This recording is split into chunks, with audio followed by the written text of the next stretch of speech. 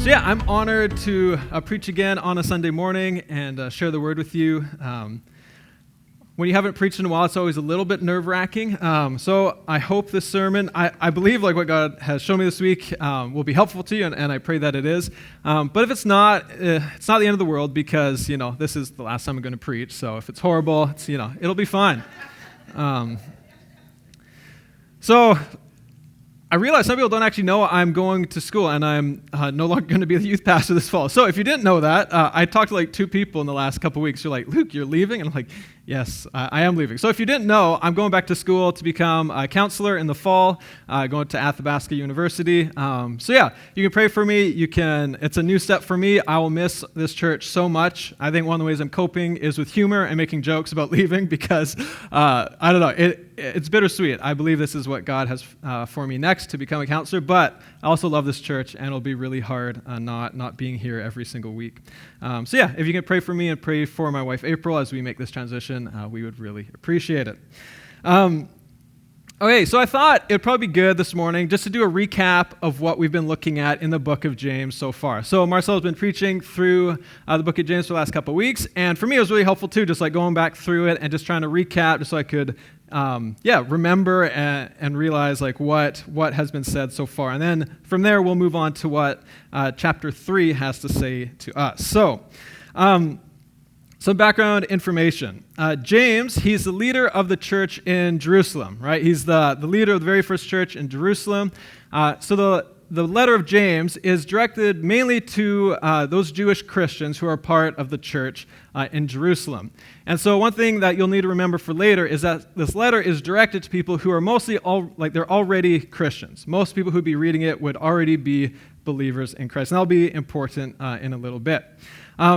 Also, when we've been looking at James so far and when you read it, to me, I don't know if this is how it sounds to you, but to me, James kind of sounds like a coach of a sports team doing like a halftime talk. And the team has been playing that well, right? Like they could be doing a lot better. So he's maybe a little bit frustrated. There might be a little bit of yelling, but it's only because he knows how well his team can play. Right? He knows their potential. He knows that they can do so much better. I don't know if you kind of get the impression when you're reading James, but it's like he's giving a pep talk to the church of like, might be frustrated with some things, might be pointing some things out, but he's like, you guys, you're the church. We're Jesus' hands and feet on earth. There's so much that we have to do, so much potential that we have. So when I'm reading it, I kind of get the impression of like this coach doing a halftime talk to a team who's losing. He's a little bit frustrated, but he's also, like a good coach, encouraging us and being like, you can do it though. I believe in you. So that's a little bit of an impression I get as well when I'm reading James. And then the last thing, as we go through James, there's a theme that runs through it like the whole way, and that's the theme of faith, right? And specifically, I think for James, how a Christian ought to live out their faith. As you go through it, like that is the theme that goes throughout the whole thing, is how does a Christian live out our faith? And the way James talks about it, living out our faith, at first, like when you read it, you might see a little bit of like contrast or difference between how maybe Paul talks about faith. So I'll share a couple of verses just like illustrate the difference or the contrast that like sometimes you might feel when you read James. So we'll start with a passage that Marcel talked about last week. So James chapter 2, this is 14 to 17. And this is James here talking about faith to a bunch of Christians. So verse 14, what good is it, my brothers and sisters, if someone claims to have faith but has no deeds? Can such faith save them? Suppose a brother or sister is without clothes and daily food. If one of you says to them, go in peace, keep warm and well fed, but does nothing about the physical needs, what good is it? In the same way, faith by itself, if not accomplished by action, is dead. Okay, so that's James' kind of thing, like connecting faith to action. And now we'll read a section, a letter that the Apostle Paul wrote. This is in Ephesians chapter 2, verses 8 to 9. And it sounds quite a bit different. Verse 8, for it is by grace you have been saved through faith. This is not from yourself, it is the gift of God, not by works, so that no one can boast. And so when I read those two, I kind of feel like they're a little bit different, like faith through grace, and then faith by doing stuff, by action. And so I think the key difference that's helped for me to understand the different points that Paul and James are getting at, it's not actually any conflict there. They're just talking about different aspects of faith. So for Paul, he's talking about how do you become a Christian? And it is through grace, right? It's the free gift of God by having faith in Christ, right? What he did on the cross for us. It is free. It's a free gift for anyone. And I think what James is talking about, he's talking about what faith looks like once you are a Christian. What faith is for the Christian. So if you use the example of someone on a team, I think Paul often talks about like how do you get on the team, right? It's a free gift. It's by grace. It's by putting your faith in Christ. And then James is talking about, okay, once you're on the team, what does it look like to play? How do you play as a player on that team? So that's, I think, the main difference. Paul, in that verse, he's talking about how do you become a Christian. James, again, he's writing to Christians, right, in the church in Jerusalem. He's talking about how to be a Christian, right, how to live out your faith. So I think that's the main difference.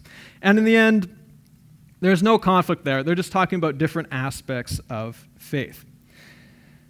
Okay, also the book of James, it makes me think of the famous passage in Hebrews where it talks about faith. So it's in Hebrews chapter 11, and it starts like this. It says, "Now faith is confidence in what we hope for and assurance about what we do not see. This is what the ancients were commended for."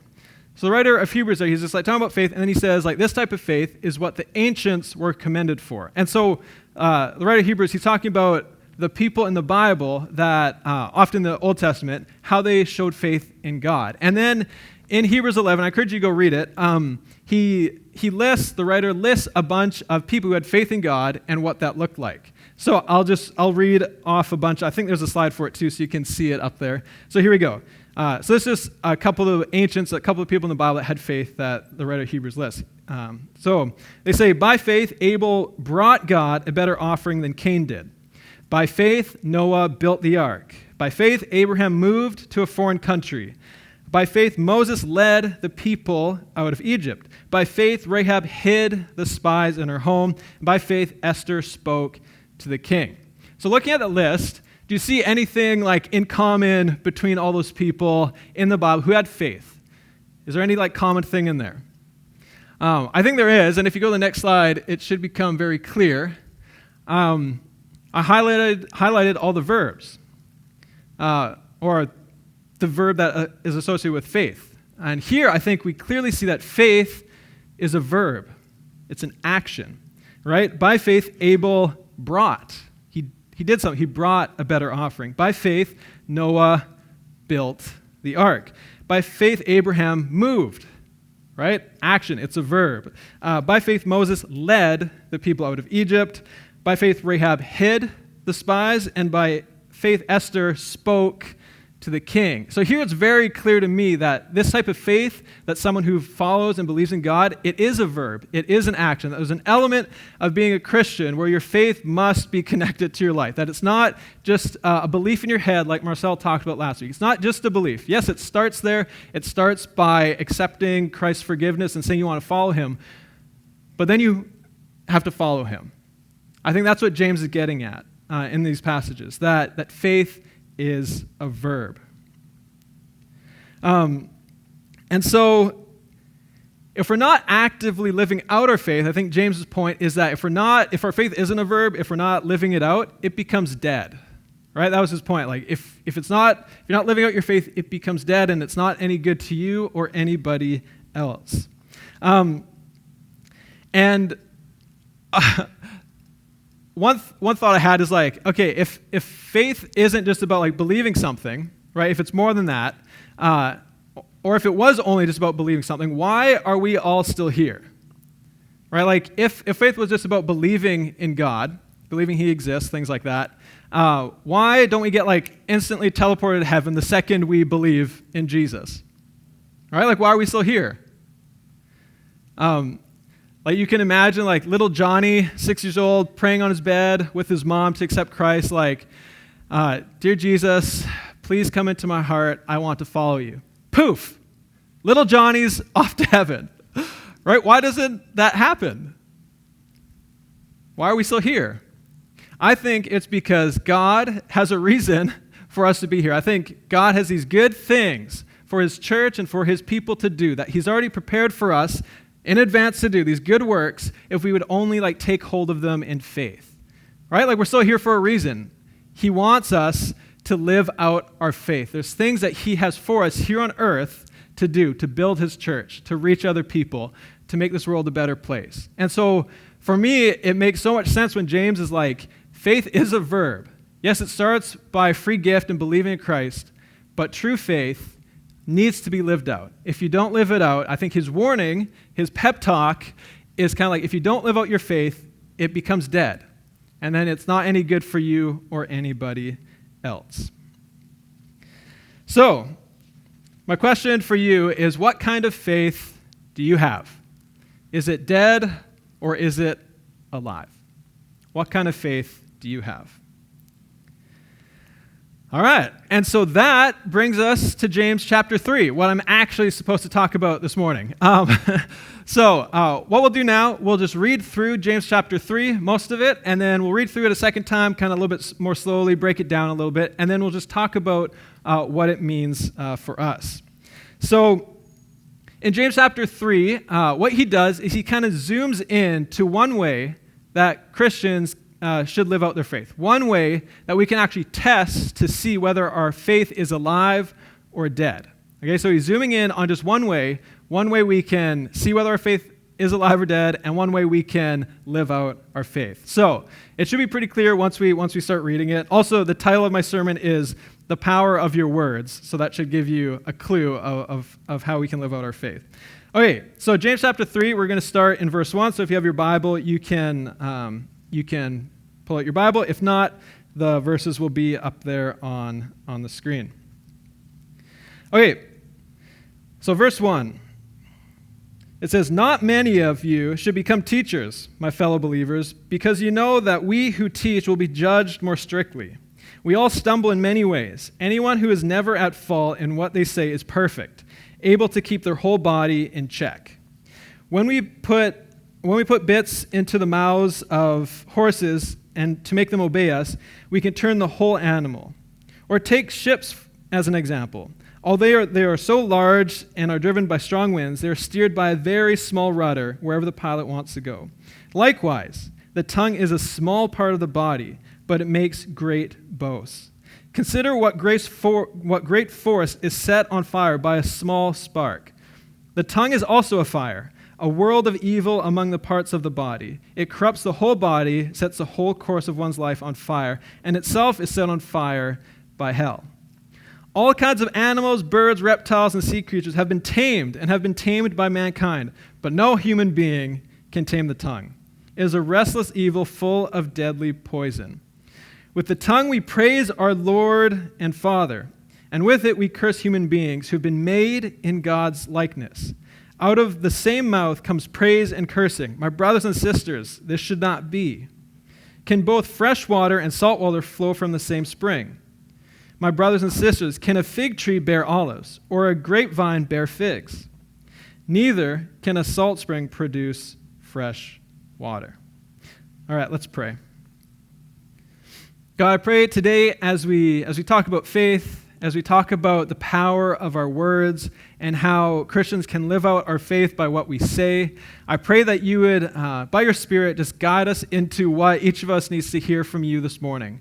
I know it'll be different for each person. I pray that you'd help me communicate your word. I pray that you'd give us understanding, God, that you'd give us your wisdom on how to be your church, how to be your hands on feet and feet on this earth. And I pray, God, that our faith would be more alive today when we leave than when we came. And I pray this all in Jesus' name. All right. So that was like a really long intro. It kind of reminds me of when you're watching a Disney Plus series and the intro credits, the screen doesn't happen till 10 minutes into the show. I feel like that's kind of what that sermon so far has been like. But that's usually a good sign. Usually that means it's going to be a good episode if the intro is really long, 10 minutes before you actually see the opening title. It's also usually the season finale as well when it's a really long intro. And I guess that applies today as well because this is, my finale, right? The last time I'm preaching. So See, I just joke about it because it's hard to, face.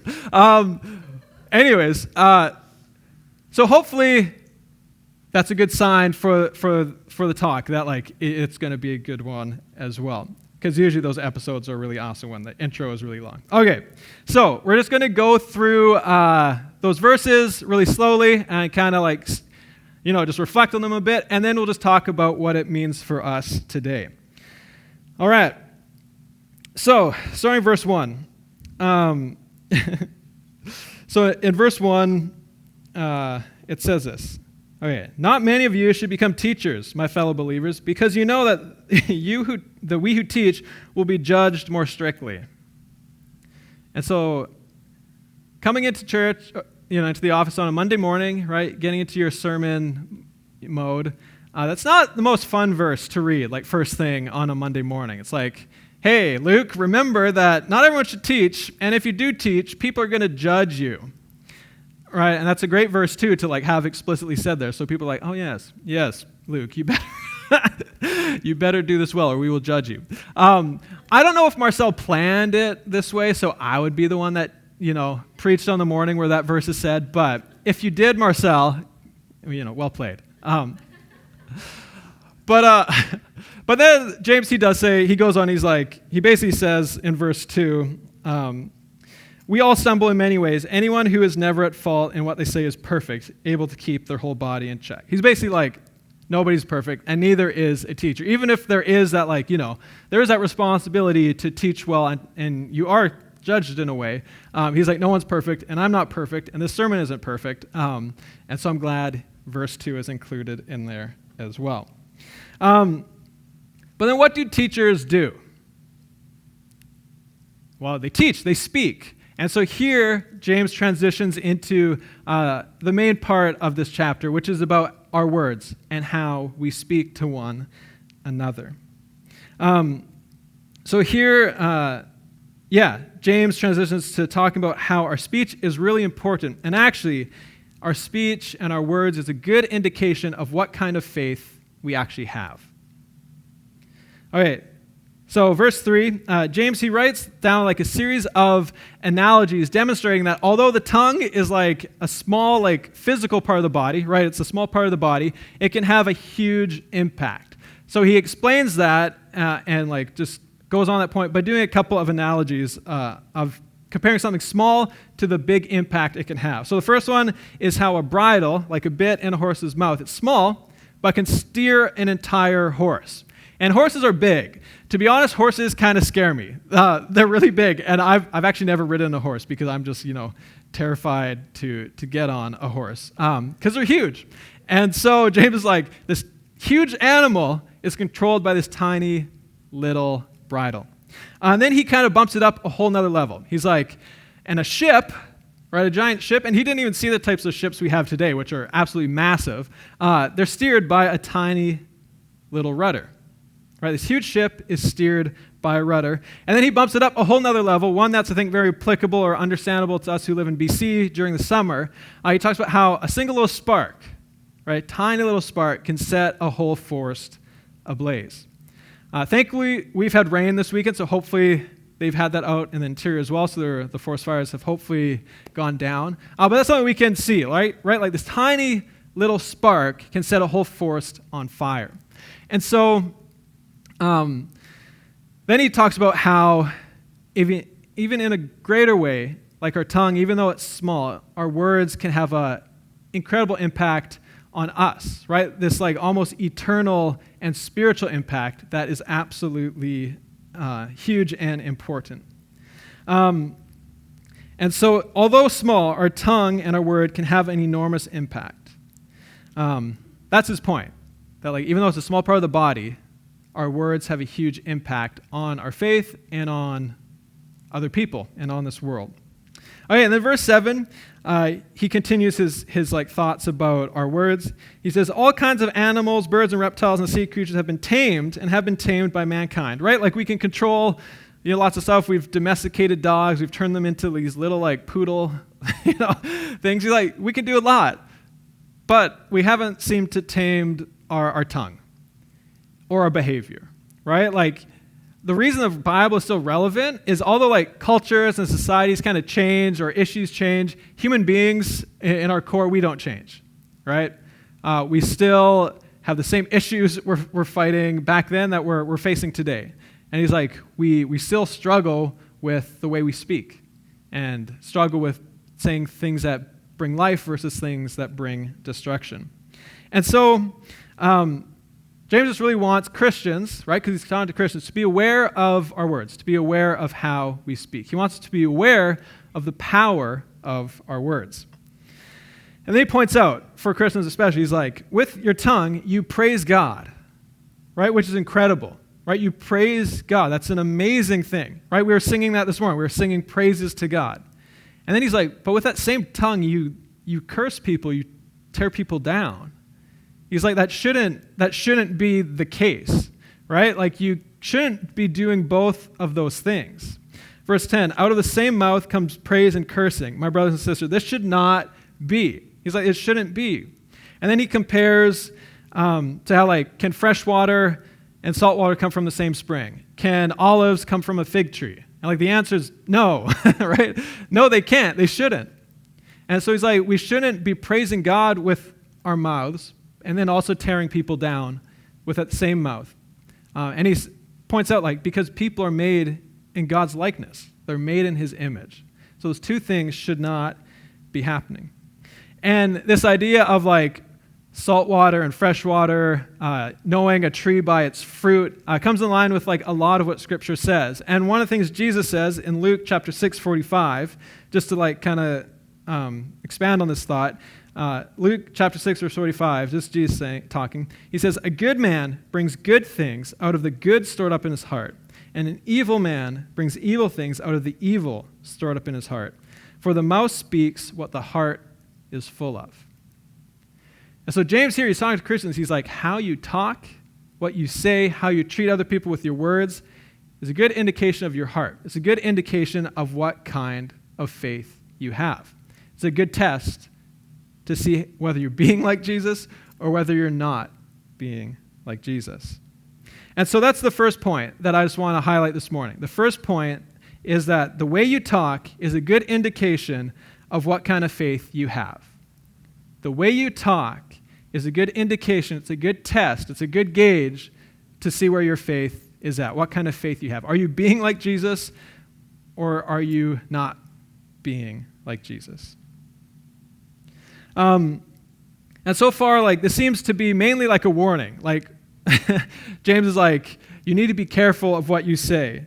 That Christians should not praise God and tear people down with the same mouth.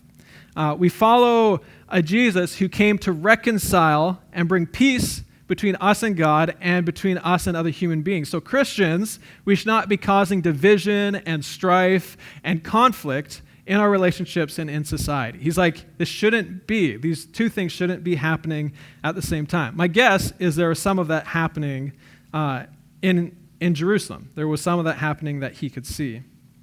And when you look at a lot of the passages in the Bible where they list like a bunch of sins, often a lot of those sins could be attributed to how people speak to each other, right? Like, there's lots of passages where they just list off the ways of living by your sinful nature, or ways of the flesh. So, like, some of them are just like hatred, discord, jealousy, fits of rage, selfish ambition, dissensions, factions, envy, right? Like, all of those things you can cause by how you speak, right? You can cause conflicts, you can cause divisions, all through how you talk. And he's just like, this shouldn't be the case.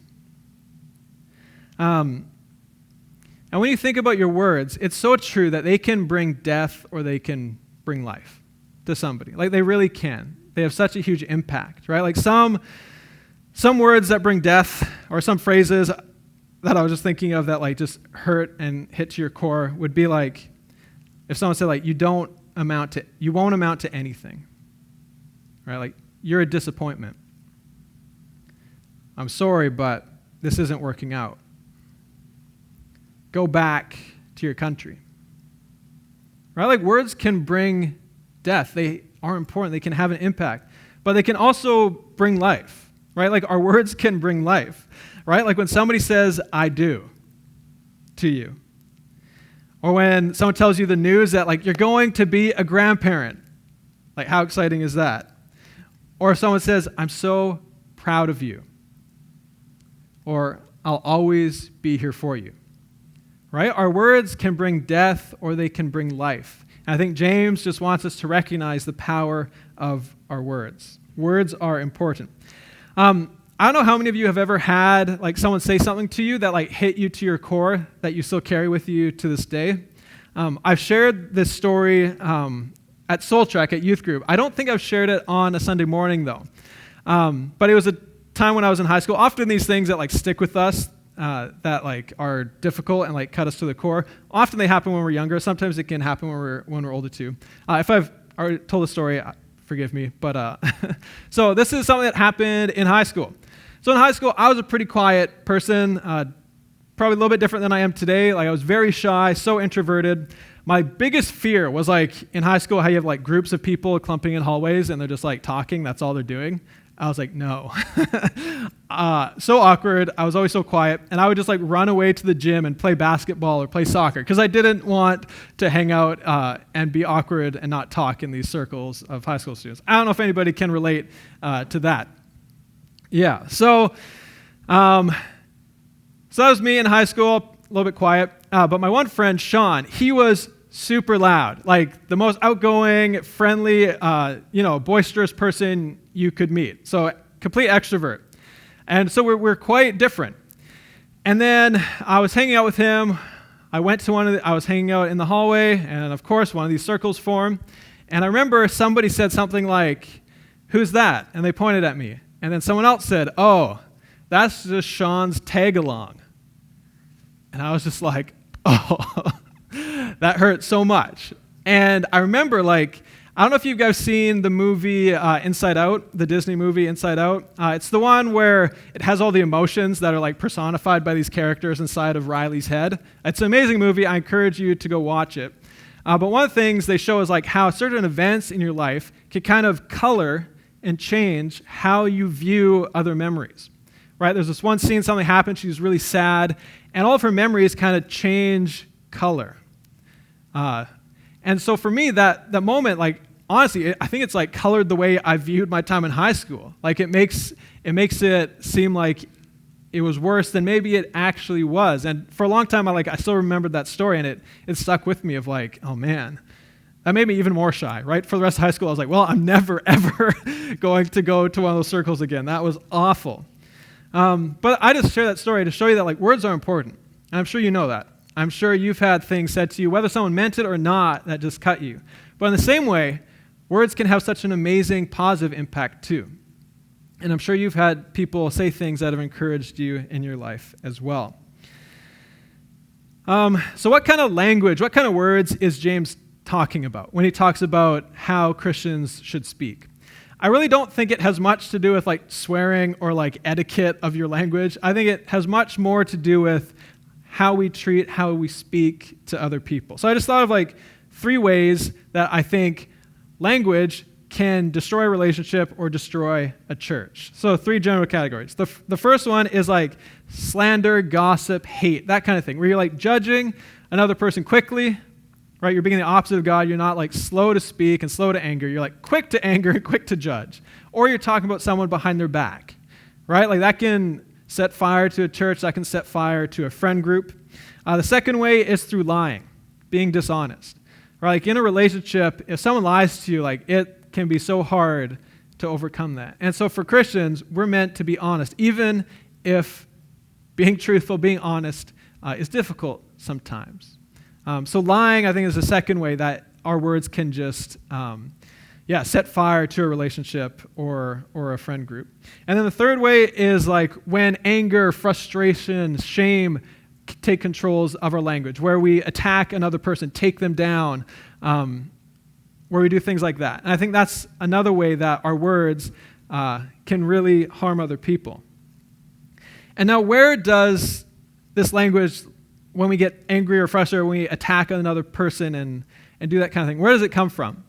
Well, next week, Joseph's going to be preaching, and James chapter 4, it's amazing. At the beginning, it basically like has the best explanation of human being sinful nature that I see in the Bible. And I won't say too much, but basically it says that all of this fighting, all of this anger, all of this frustration when we tear other people down, like conflict, it all comes from our unmet desires, right? We have these desires, but they're not being met, so we fight and we claw and we tear other people down. And so for us, like a good sign is if you realize your language is like not very life-giving and it's quite destructive, that it's a sign maybe there's something deeper going on in your heart where you're struggling with it. Usually that's how it works for me. If I find myself, more quick to like talk back to my wife or like get in conflicts, it's usually because there's something going on deeper that hasn't been dealt with or that I haven't brought to Christ. So the second thing that I think James is really saying is words can be destructive. So watch what you say, right? Words can be destructive, so be careful with what you say to other people. What a fun sermon to finish with, right? But don't worry, this is where James kind of pivots to like the coach, right, doing the halftime talk. Like so far it's been like, come on, you guys, you can do better. We're losing. I know you can do better. And this is where he pivots to like encouraging, be like, I know your potential. I know what you're supposed to be like. I know you can do better. And this is where he's like, I know what the church can do. I know what Christians are meant to do. So this is where he pivots to encouraging us to look to Jesus and to see the positive side of our words. So this, we haven't read it yet, so it'll be up on the screen. This is James chapter 3, verse 13. And this is the ending of it. So it says, who is wise and understanding among you? Let them show it by their good life, by deeds done in the humility that comes from wisdom. But if you harbor bitter envy and selfish ambition in your heart, do not boast about it or deny the truth, right? Like acknowledge it. Such wisdom does not come down from heaven, but is earthly, unspiritual, demonic. For where you have envy, selfish ambition, there you'll find disorder of every evil practice, right? That's kind of like a foreshadowing to next week, right? Like where you have this envy, selfish ambition, there's something going on there that's a lot deeper. Verse 17, but the wisdom that comes from heaven is first of all pure, then peace-loving, considerate, submissive, full of mercy and good fruit, impartial and sincere, peacemakers who sow in peace reap a harvest in righteousness. So I think the third thing and final thing that I want to look at, what I think James talked about, is that words can give life, so build others up. And these kind of words, this kind of wisdom, it comes from heaven, right? That's what verse 13 says. Was it verse 13? No, verse 17, right? This type of language is kind of building up, this kind of life comes from heaven, right? It comes from God. And I think that's really something that is important to remember. That Jesus came to reconcile us to God, right? To bring peace. He's the ultimate peacemaker. I'm an Enneagram type 9. I don't know if any of you like the Enneagram, but my word is peacemaker. So I'm like, yes. Yes, why are we always fighting? I like peace. Why is there so much conflict? Honestly, sometimes it's just like frustrated with people because I'm like, come on, let's all get along. But I know it's not that easy. And I don't always get along with people either. But Jesus, he's the ultimate peacemaker, right? He came to make peace between us and God, restore that relationship, but also between each other because we're often in conflict with each other as well. So words can give life. So build each other up. So parents, how do you speak to your kids? Do you encourage and build them up? Or do you put burdens on them that they can't carry? Do you take your unmet expectations out on them, like your frustrations out on them? Parents, how do you speak to your kids? Spouses and partners, do you affirm each other and encourage each other, or is it kind of like you're at war, firing shots, across at each other? Or maybe it's like a Cold War. Are there any like passive-aggressive types out there as well? But yeah, how do you treat your spouse? Are you encouraging them? Do you build them up? Or is it kind of like you're at war? Teenagers, are there any at the 9 a.m. service? Oh, a couple. There we go. Vicus, you're not a teenager anymore. But teenagers, do you put other teens down trying to protect your spot in the popularity hierarchy? Or are you confident in who you are and create space for others. Honestly, I think that's something we could all, practice, but I know it hits harder in high school. Relationship stuff is rough when you're a teenager. And then when you go online, I think that's for all of us. I don't even know what to say about that, honestly. It's just like, there's one place that if James saw Facebook and how Christians sometimes post on Facebook, I don't think there's anything that would make him cringe harder. Just be like, oh no. So honestly, just remember that we're peacemakers, right? That's what we're here to do. Reconcile, be Jesus' hands and feet, help reconcile the world to God. And then as a church, do we encourage and do we build one another up, right? Like that's why the church is here. In the Bible, it says like we're here to edify one another, to build each other up, to encourage us to follow Christ more, right? That's why we're here. So when we're together, how often do you think of that? Like, my job is to encourage and build each other up, right? That's, I think, a huge part of being in a church. All right. So I just want to take 1 second to pause just before I close. That if this morning you've kind of been like, as we've been thinking about our words and how we speak, what we say, if you've been recognized like, maybe I do need to pay more attention to how I speak, what I say. Maybe it is showing me that in my faith, the way I talk, I'm not being too much like Jesus. I think we all struggle with that sometimes. And usually for me, I know when I said a little bit earlier, like when I'm being frustrated, when I find more anger, when I'm more frustrated, when I'm being sarcastic, things like that, it's usually a sign that there is something deeper going on, right? Like, Joseph's going to talk about that next week. And so it sometimes takes a lot of work to uncover what is really going on. What is going on in my heart? Why am I so angry? Usually there's something else down there. And usually that takes talking to a good friend about. It takes sometimes going to a counselor. Also, in the end, ultimately, when we have these unmet desires, it's because we haven't found our desires met in Christ, right? I think that's at the bottom level of that. We do ultimately need to bring them to Jesus. But so if you recognize that, I just want to let you know, it's probably because there's something else going on a little bit deeper. And sometimes it takes a lot of work to figure that out. So I can't actually tell you what you ought to do in terms if you're recognizing maybe I need to think about my words a little bit more. That's something that I think only you can do. And sometimes that takes some hard work. But it is important, right? Words can give life, and so we should really build each other up. And so just to close, I want to encourage us. We know Jesus, right? We know Jesus, the God who came as a human being to reconcile, to bring peace, to bring us back into a relationship with God. And I know as Christians, we should be the one place on earth where conflict is a little bit less, where people are so encouraging, right? Where you come in here and you meet people and you feel encouraged when you leave, right? That's really how our speech should be characterized. That when James is writing that, he's we need to be encouraging one another. Blessed are the peacemakers.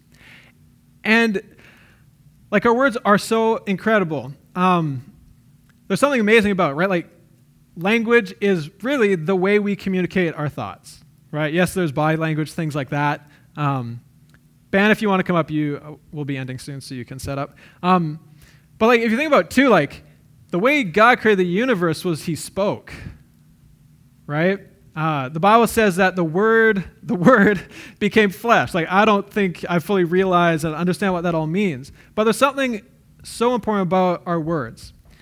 And in some small little way, because we are made in God's likeness, our words as well can create death and can create life, right? The way we speak has a huge impact on other human beings who are made in God's likeness. So this morning, I just want to encourage us to remember that. Our words, yes, we do need to be careful, but more than that, we can bring life to people. One of the things, with me going off to be a counselor in this fall, it is scary, it's a change. So when people have said to me, Luke, I think you're going to be a good counselor, right? That's meant so much to me. obviously, like, words mean more to some people. Like, words of affirmation is your love language. It is one of mine. So for me, like, I'm like, words are so important. They mean a lot to people. So I just want to encourage you, have grace in your speech. Be slow to react out of anger. Try to remember to build each other up. Words have such a huge impact. And I think we just need to think about our own lives to realize that. They can hurt us or they can give us life. But I know we need Christ's Spirit to be moving through us. That's what James has been pointing out this whole week as we've been talking about this living faith. We can't do it our own. We need Jesus to be living through us and to be in our relationships and to be in the way we talk to one another. So let's ask him to live through us. So why don't you bow your heads with me as we pray. God, I pray that this morning, you would just remind us once again how important our words are, how, although our tongue is a small part of our body, the impact is incredible. And so God, first of all, I just want to pray for anybody here who has had something said over them, some words of death or destruction that has pierced their soul that they're still carrying with them. God, I pray that you would break that you would break those chains, that if it's something other than you, that they're a beloved son or daughter of you, that you have a good plan for them, that they're made exactly how you wanted to make them, God, I pray those lies would just be taken away. And God, I pray that as we go back to our families this week, as we go to our friends groups or to work, all these things, God, I pray that you would just help us to see the power of our words. And that, God, that we would be like you, Jesus, in bringing peace, in bringing reconciliation, and bringing life to our friendships, to our marriages, to our workplaces. That Christians, above all, should be about building each other up and building people who aren't Christians up either. That we would be encouragers, peacemakers. God, there's so much conflict today, and I know that breaks your heart. And so, God, I pray that we would be a change, that we would be different. And I pray that as people encounter our community, our church here at Valley Church, that there would be life, that they would feel safe, that they would leave encouraged. And I pray that you would just help us to do that. God, I know you love us. I know you have good plans for us. I know you bring peace, you bring healing. And I pray that we would understand we can be a part of that. And I pray this all in Jesus' name. Amen. Well, thank you so much for listening this morning. We're going to sing one more worship song, so you guys can come on up. And I encourage you guys to stand up as we sing this last song.